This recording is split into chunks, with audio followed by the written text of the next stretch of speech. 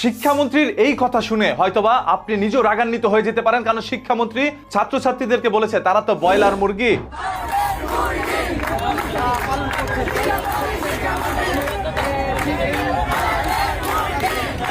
শিক্ষামন্ত্রী এই কথা কিভাবে বলে? ছাত্রছাত্রীরা নাকি ব্রয়লার মুরগি, তারা বৃষ্টিতে ভিজলেই তাদের জ্বর এসে যাবে। এছাড়া আরেকজন শিক্ষার্থী যখন তাকে প্রশ্ন করেছিল, একই দিনে আপনি 2টি পরীক্ষা ফালিয়েছেন, যদি সেখানে গ্যাপটা আরেকটু বাড়িয়ে দিতেন তাহলে পরীক্ষাটা ভালো হতো, তখন উত্তরে তিনি বলেছেন, আমরা এর চাইতেও খারাপ অবস্থায় পরীক্ষা দিয়েছি। শিক্ষামন্ত্রী বলেছে পরীক্ষা চলবে, বন্যা হোক আর ঝড় হোক, তুফান হোক, সাইক্লোন হোক, পরীক্ষা পেছানো যাবে না। তার সেই এক কথাই রয়ে গেল। শিক্ষার্থীরা পরীক্ষা দিতে যাচ্ছে, সেই বৃষ্টিতে ভিজে বুক সমান পানিতে তলিয়ে, সেই ভেজা শরীরে ভেজা জামায় পরীক্ষা দিতে গিয়ে পরীক্ষা হয়েছে খারাপ। এই জন্য কিছু শিক্ষার্থী নিজের জীবন নিজেও দিয়ে দিয়েছে। এদের দায়ভার কি শিক্ষামন্ত্রী নিবে নাকি রাষ্ট্র নিবে? কেউ যদি না নেয় তাহলে কেন সে শিক্ষার্থীদেরকে ব্রয়লার মুরগি বলল? মনে রাখেন, শেখ হাসিনা বলেছিল তোমরা সবাই রাজাকার। এই রাজাকার বলার কারণে কিন্তু শেখ হাসিনার পতন হয়েছিল। এখন আবার আপনারা সেই একই রিদমে চলছেন। আগের সরকারের কি ভুল হয়েছে সেটা ধরে নিজেরা সে ভুলের হাত থেকে সংশোধন না করে তাদের মতো ভুল আপনারাও করছেন। এই শিক্ষার্থীদেরকে কিভাবে ব্রয়লার মুরগি বললেন? এটা তার একটি কথোপকথন ইতিমধ্যে সোশ্যাল মিডিয়ার মধ্যে ভাইরাল হয়ে গিয়েছে। সেখান থেকে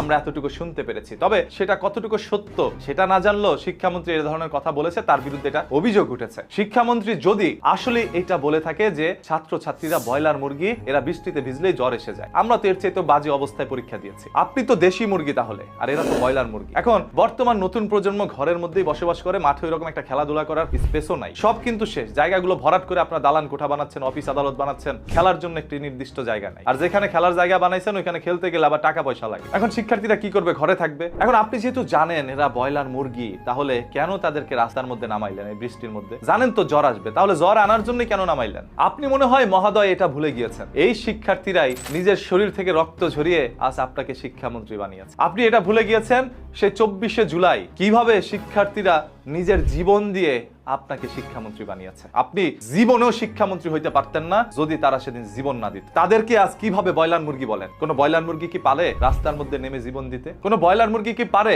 নিজের ভাইয়ের রক্ত নিজের শরীরে মেখে তারপরে রাস্তায় আন্দোলন করতে? তাহলে কিভাবে তাদেরকে ব্রয়লার মুরগি বলেন? যারা অতীত ভুলে যায় তাদেরকে আবারও অতীতে টেনে নিয়ে যায়, এটা মাথায় রেখেন। এরা যদি চায় আপনার পুরো সরকার পতন ঘটাইতে পারবে। তাদেরকে ব্রয়লার মুরগি বলে এইভাবে অপমান করেন। এই যে জলাশয়, যে জলাশয়ের কারণে মানুষ রাস্তায় বেরোতে পারছে না, টানা বৃষ্টির কারণে ঘর থেকে বের হওয়ার মতো কোনো উপায় নেই, কর্মস্থলে মানুষ যেতে পারছে না, সেইখানে আপনি ছোট্ট বাচ্চাগুলো মাত্র এসএসসি পরীক্ষা দিবে, এদেরকে বৃষ্টিতে ভিজিয়ে পানির মধ্যে ডুবিয়ে কিভাবে সে ভেজা শরীরে পরীক্ষা দেওয়া? একজন শিক্ষামন্ত্রীর মাথায় এই ন্যূনতম এতটুকু জ্ঞানও কি নেই? এই প্রশ্ন আমার না, এই প্রশ্ন সাধারণ জনগণের। এবং আপনাকে যেইভাবে বাজে মন্তব্য এক একজন করছে সেগুলো একটু দেখেন, এই সোশ্যাল মিডিয়াটা একটু ঘাটাঘাটি করে, তাহলে জানতে পারবেন। আমি চাই না